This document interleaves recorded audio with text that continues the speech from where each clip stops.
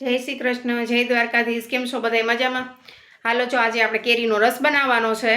તમને કેરીનો રસ ભાવે છે કે નથી ભાવતો અમને જરા કમેન્ટમાં કહેજો. દક્ષભાઈને કેરીનો રસ બહુ ભાવે નહીં? જો એક બાજુ મેં પૂરી બનાવવાનું ચાલુ કરી દીધું છે. આજે આપણે રસ, પૂરી અને સૂકી ભાજી જેવું બનાવવાનું છે.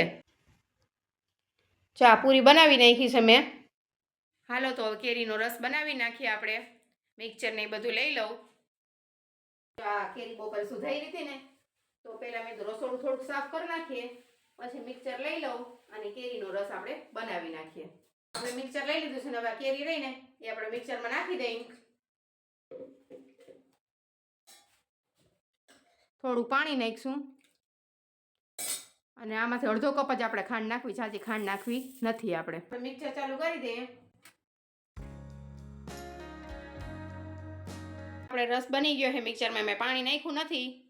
જો પાણી નાખ્યા વગરનો કર્યો. હવે થોડુંક પાણી નાખી અને હજી એકવાર ફેરવી નાખું. પાણી નહોતું નાખ્યું, ખાલી કેરી જ નાખી હતી, થોડી ખાંડ નાખી હતી. તો હવે છે ને આપણે થોડુંક પાણી નાખી બસ અને પાછું એકવાર ફેરવી દઈએ.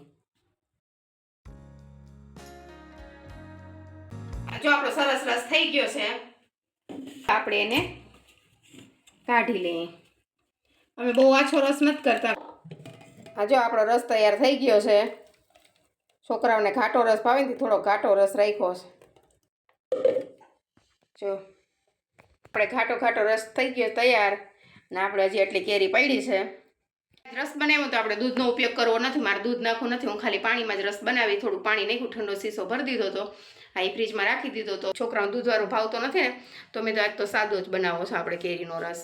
તમને કેવો રસ ભાવે છે? તમે દૂધ નાખીને બનાવો છો કે પાણીવાળો બનાવો છો? જરાક અમને કમેન્ટમાં કહેજો. જો આપણે રસ બની ગયો છે અને હવે આપણે છે ને રસને ફ્રીજમાં મૂકી દઈએ. આપણે રસ તૈયાર થઈ ગયો છે. આપણે રસ ફ્રીજમાં મૂકી દઈએ. જો આપણે રસ તૈયાર થઈ ગયો એકદમ સરસ. તો હવે આના ફ્રીજમાં મૂકી દઈએ. જમવા ટાણે બહાર કાઢીશું. ઠંડો રસ હોય ને તો છોકરાઓને મજા આવે ખાવાની.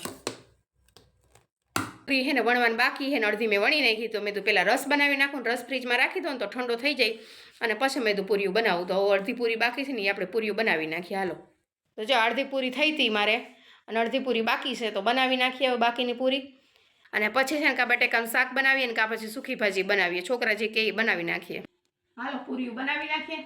અડધી પૂરી બનાવી નાખી અને અડધી પૂરીઓ બનાવવાની બાકી હતી. મેં તો હાલો હવે પૂરીઓ બનાવી નાખીએ. હમણાં રિશાનભાઈ આવે ને તો પછી કાંઈ કામ કરવા દેતા નથી. અમે જો આમ ગ્લાસથી પૂરી બનાવીએ છીએ. તમે કેવી રીતના પૂરી બનાવો? જો અમે આમ ગ્લાસથી પૂરી બનાવી નાખીએ. આ એક નાની થઈ ગઈ. જો તમે કેવી રીતના પૂરી બનાવો છો? ગ્લાસથી બનાવો છો કે પછી હાથેથી વણીને બનાવો છો? અમને જરા કમેન્ટમાં કહેજો. થઈ ગયું છે અને અમારા રિશાનભાઈને રસ પીવાનું ચાલુ થઈ ગયું ભેગું.